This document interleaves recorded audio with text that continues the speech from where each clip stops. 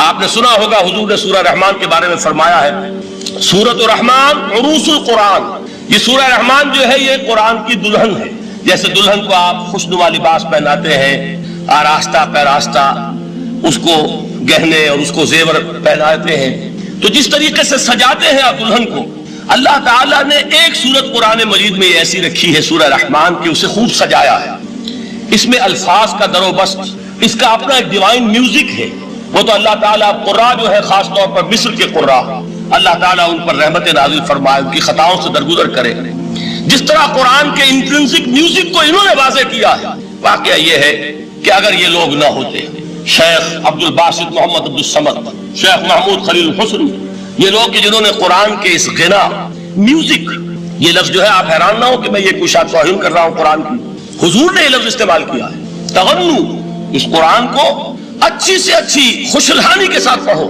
من لم یتغن بالقرآن فلیس منا، جو قرآن کو بہتر سے بہتر انداز میں، اچھی سے اچھی آواز میں خوشلہانی کے ساتھ پڑھنے کی کوشش نہیں کرتا، وہ ہم میں سے نہیں ہے۔ بلکہ ایک مرتبہ حضور رات کے وقت آپ گشت پر تھے اپنے ساتھیوں کے حالات معلوم کرنے کے لیے۔ حضرت ابو موسیٰ اشعری رضی اللہ تعالیٰ عنہ ایک صحابی ہیں، ان کے گھر کے پاس سے گزر ہوا، وہ رات کو تہجد پڑھ رہے تھے، کھڑے ہوئے کیف کے عالم میں قرآن تلاوت کر رہے ہیں۔ حضور کو بہت پسند آئی ان کی قرات، کافی دیر تک وہاں کھڑے سنتے رہے۔ اب انہیں کیا پتا کون سن رہا ہے، بالکل اسی طرح سمجھ لیجئے ایک بات یاد آئی ہے، حضور فرماتے ہیں کہ جس طرح کان لگا کر اللہ قرآن کو سنتا ہے کسی چیز کو نہیں سنتا۔ ہمیں نظر نہیں آتا نا، ہمیں معلوم نہیں، ہم قرآن پڑھ رہے ہیں تو سننے والا کون ہے؟ سب سے زیادہ کان لگا کر خود اللہ۔ یہاں اس لیے مجھے یاد آیا کہ ابو موسیٰ اشعری کو کیا پتا تھا کہ کون سن رہا ہے، وہ اپنی کیفیت میں نماز میں تہجد میں قرآن کی تلاوت کر رہے تھے، اور ظاہر بات ہے ان کے گھر ایکڑوں میں بنے ہوئے نہیں تھے، ایک ایک کمرہ، ایک ایک کوئی حجرہ، ایسے تو گھر تھے نا صحابہ کے، لہذا حضور پاس سے گزرے، آواز آئی، کافی دیر سنتے رہے۔ اس کے بعد آپ تشریف لے گئے، صبح فجر میں ملاقات ہوئی تو حضور نے تحسین کے انداز میں فرمایا، یا ابا موسیٰ انک قد اوتیت مزمارا من مزامیر آل داؤد، اے ابو موسیٰ تمہیں تو آل داؤد کے سازوں میں سے ایک ساز اللہ نے عطا فرما دیا۔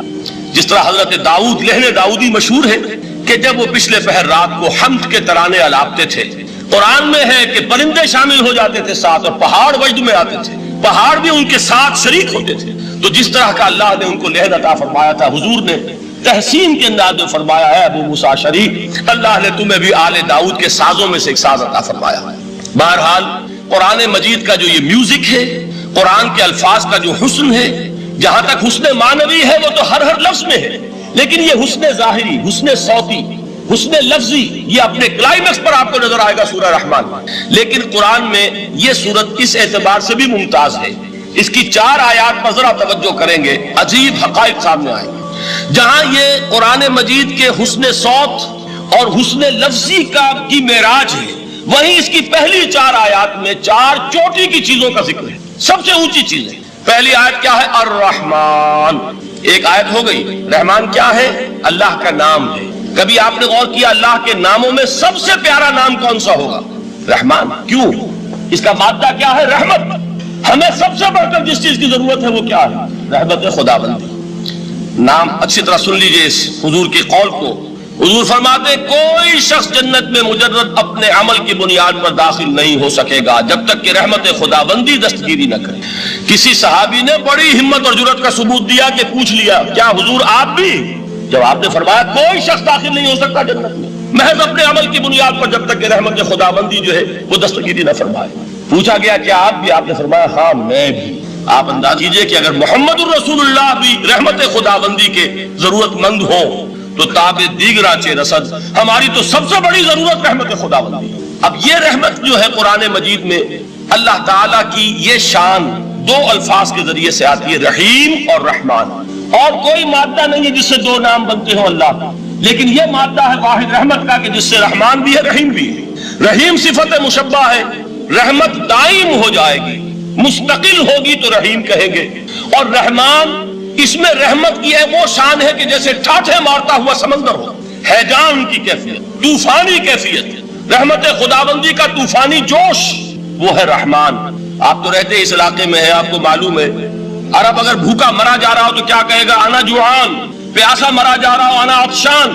بہت غضبناک ہوگا غضبان، غضبان آصفہ قرآن میں آیا، بہت غضبناک۔ رحمان جس کی رحمت جو ہے جوش میں ہے، ٹھاٹھے مارتے ہوئے سمندر کے مالک۔ تو یہ اللہ تعالیٰ کے ناموں میں سب سے پیارا نام ہے۔ اب آگے چلیے، الرحمن علم القرآن، رحمان نے قرآن سکھایا۔ رحمت خداوندی کا سب سے بڑا مظہر، رحمان کی رحمانیت کا سب سے بڑا مظہر قرآن ہے۔ ان میں جو منطقی ربط ہے اس کو سمجھتے جائیے۔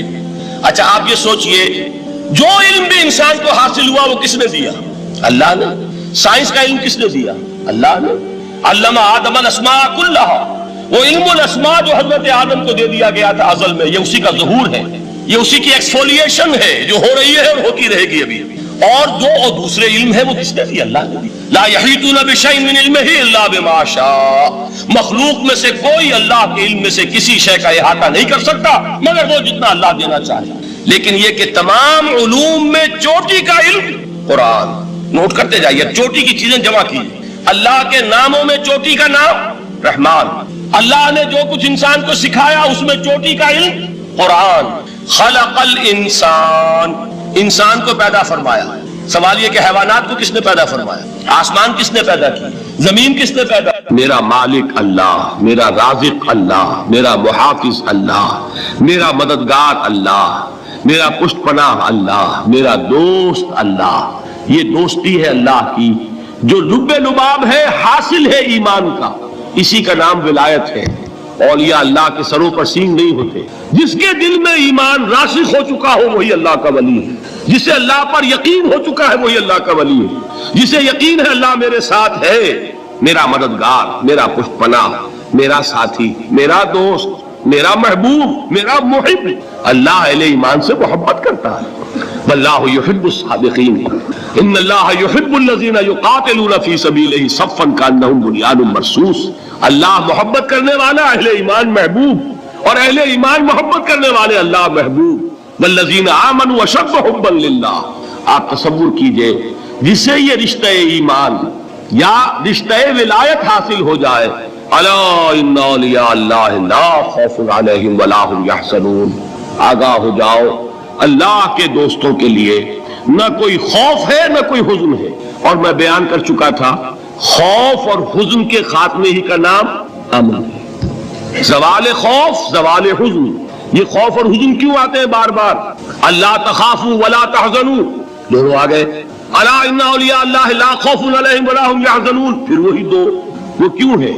خوف ہوتا ہے کسی مستقبل کی بات کا، یہ نہ ہو جائے، وہ نہ ہو جائے، یہ نقصان نہ پہنچ جائے، یہ تکلیف نہ ہو، یہ گزن نہ آ جائے، خوف ہے مستقبل سے۔ حزن ہے یہ کیوں ہوا، یہ نہیں ہونا چاہیے تھا، یہ میرا فلاں چیز میرے ہاتھ سے جاتی رہی ہے، فلاں موقع نکل گیا، اب بیٹھے ہوئے ہیں اندر ہی اندر کوڑ رہے ہیں، صدمہ ہے اور رنج ہے۔ اور جو اللہ پر ایمان رکھتا ہے وہ جانتا ہے ما اصاب من مصیبت فی الارض ولا فی انفسکم الا فی کتاب من قبل ان نبرأها ان ذلک علی اللہ یسیر لکی لا تعصوا علی ما فاتکم ولا تفرحوا بما آتاکم واللہ لا يحب کل مختال فخور۔ اس زمین میں یا تمہاری جانوں میں کوئی تکلیف، کوئی مصیبت نہیں آ سکتی سوائے اس کے کہ جو اللہ نے لکھ دی ہو، اس سے پہلے کہ وہ ظاہر ہو۔ جس کو یہ حقیقت معلوم ہو گئی اس کو یہ طرز عمل اختیار کرنا چاہیے، جو چیز چھن جائے، جاتی رہے، چھوٹ جائے، اس پر افسوس نہ کرو۔ کس نے چھینی؟ دوست نے۔ دوست کے فیصلے پر شکایت، دوستی کو بٹا لگا رہے ہو، سرے تسلیم خم ہے جو مزاج یار میں آئے۔ اگر دوستی ہے تو پھر تو تمہیں گردن جھکانی چاہیے کہ ہر چے ساقی ماریخت عین الطافس، جو بھی میرا ساقی میرے پیالے میں ڈال دے اس کا کرم ہے، جو اس کی طرف سے آئے اس پر کوئی رنج نہیں، کوئی صدمہ نہیں، کوئی غم نہیں، کوئی شکایت نہیں، کوئی شکوہ نہیں، اور جو ہوگا وہ اس کے اذن کے بغیر نہیں ہوگا، اور اس کا اذن ہوگا تو یقیناً میرے لیے خیر ہی خیر ہے، چاہے وہ ناگوار شے ہو، بظاہر مجھے اچھی نہ لگ رہی ہو، میری شارٹ سائٹڈنس میں مجھے وہ نظر آ رہی ہے کہ میرے لیے بری ہے، لیکن قرآن نے کہا ہے عسیٰ ان تکرہوا شیئا وہو خیر لکم وعسیٰ ان تحبوا شیئا وہو شر لکم واللہ یعلم وانتم لا تعلمون۔ ہو سکتا ہے تم کسی چیز کو ناپسند کرو، دراحال ہے کہ اسی میں تمہارا خیر ہو، اور ہو سکتا ہے تم کسی چیز کو پسند کرو، دراحال ہے کہ اس میں تمہارا شر ہو۔ اللہ جانتا ہے، تم نہیں جانتے۔ جب مجھے یہ بات معلوم ہو گئی میں نے اپنا معاملہ اللہ کے حوالے کیا، سپردم بے تو مایا خیش را، خدا نہیں حساب کم و بیشرا، اے رب جو تو چاہتا ہے وہ ہو، تیرے علم میں جو شے میرے لیے خیر ہے وہ ہو جائے، میری کوئی پسند نہیں، میری کوئی چاہت نہیں، یہ ہے راضی برضائے رب۔ اکبر الہٰبادی نے اسے کہا ہے رضائے حق پہ راضی رہ، یہ حرف آرزو کیسا، خدا خالق، خدا مالک، خدا کا حکم تو کیسا۔